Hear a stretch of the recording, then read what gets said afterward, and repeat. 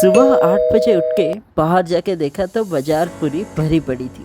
आज इतवार यानी कि संडे है। इस वजह से बाजार में भीड़ भी कुछ ज़्यादा ही है। समय तो सुबह की है पर भीड़ देख के लग नहीं रहा कि ये समय सुबह की है।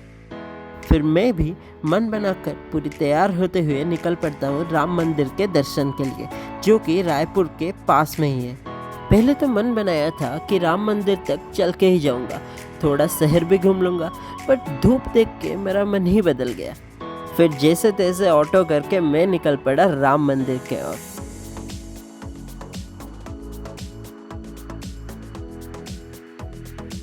ऑटो में घूमते हुए मुझे नजर आता है ये बड़े बड़े इमारत, पेड़ पौधे, फिर कुछ छोटे मोटे कलाकृतियाँ, और इसी के बीच नजर आता है भगवान गणपति जी के कुछ छोटे मोटे मंडप।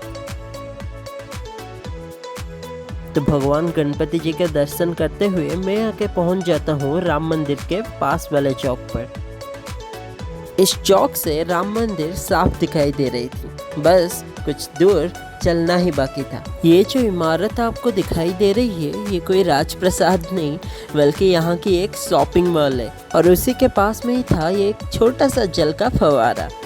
वहाँ से नजर हटाकर मैं फिर चल पड़ता हूँ राम मंदिर की ओर।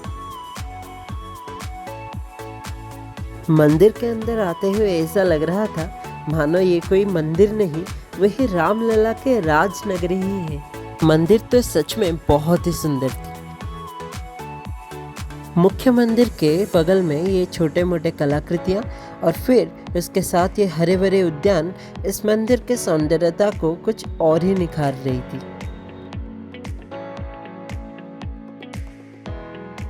सीढ़ियाँ चढ़ते हुए भगवान की हल्की हल्की मुस्कुराहट से भरी वो मूर्ति को देखकर ऐसा लग रहा था जैसे भगवान मुस्कुराते हुए अपने भक्तों को स्वागत करने के लिए ही बैठे हो।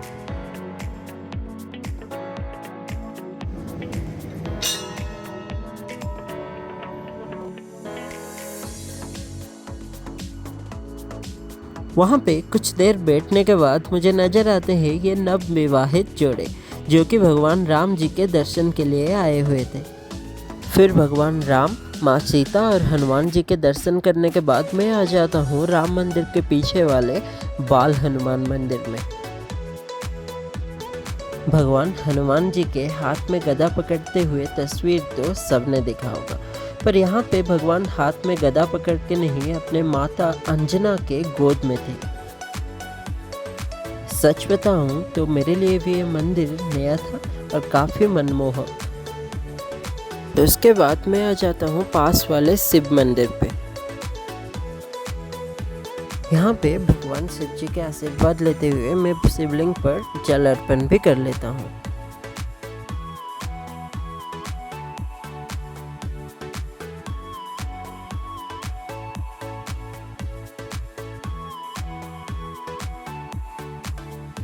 फिर इसके बाद पास में पड़ती है ये नक्षत्र वाटिका, जहाँ पे पेड़ के नाम के साथ साथ उस पेड़ के नीचे उसका नक्षत्र भी लिखा गया था।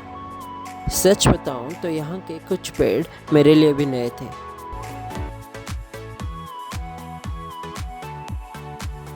नक्षत्र वाटिका के पास में ही था नवग्रहों का मंदिर। फिर वहाँ पे माथा टेकते हुए आशीर्वाद लेते हुए आज के राम मंदिर के ये सफ़र यहीं पे ख़त्म होती है।